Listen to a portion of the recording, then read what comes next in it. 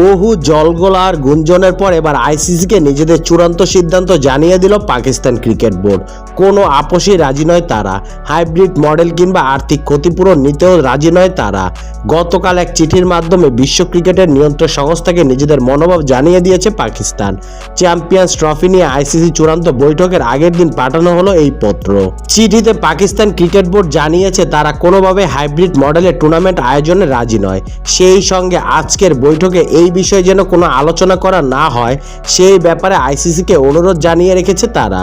সংবাদ সংস্থা পিটিআইকে পিসিবির এক সূত্র জানিয়েছে, আমি আপনাকে নিশ্চিত করে বলতে পারি কয়েক ঘন্টা আগে আইসিসিকে আনুষ্ঠানিকভাবে হাইব্রিড মডেলের প্রসঙ্গ না তোলার কথা জানিয়ে দিয়েছে পিসিবি।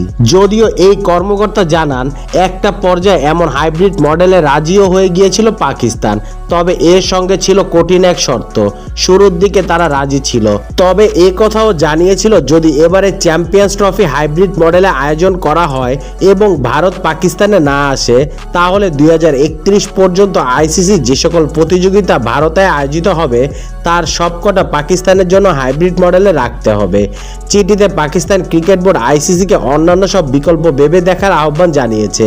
সেই সঙ্গে এও উল্লেখ করেছে হাইব্রিড মডেলে কেবলমাত্র ভারতের স্বার্থকেই রক্ষা করে। অন্য আরেকটি সূত্র জানিয়েছে আইসিসি চ্যাম্পিয়ন্স ট্রফিতে ভারতকে খেলতে দেওয়া হবে না এমন কোনো সরকারি নির্দেশনা পাকিস্তান ক্রিকেট বোর্ড এখন পর্যন্ত হাতে পায়নি, যদিও আইসিসির নিয়ম অনুযায়ী সেটি দেখতেই হয়। পাশাপাশি কারণ ব্যাখ্যা করে জানাতে হয় কেন সেই দেশে খেলতে যাবে না, যদিও এসব আনুষ্ঠানিকতার কোনোটাই ভারত পূরণ করেননি। পিসিবি তাদের চিঠিতে ভারতীয় ক্রিকেট বোর্ড, বিসিসিআই এবং ভারতীয় বাজারের অবদানকে স্বীকার করে নিয়েছে, তবে এও জানিয়েছে শেষ কিছু বৈশ্বিক আসরে পাকিস্তান ভারতের বিপক্ষে ম্যাচের মাধ্যমে আইসিসির আয়ে অবদান রেখেছে।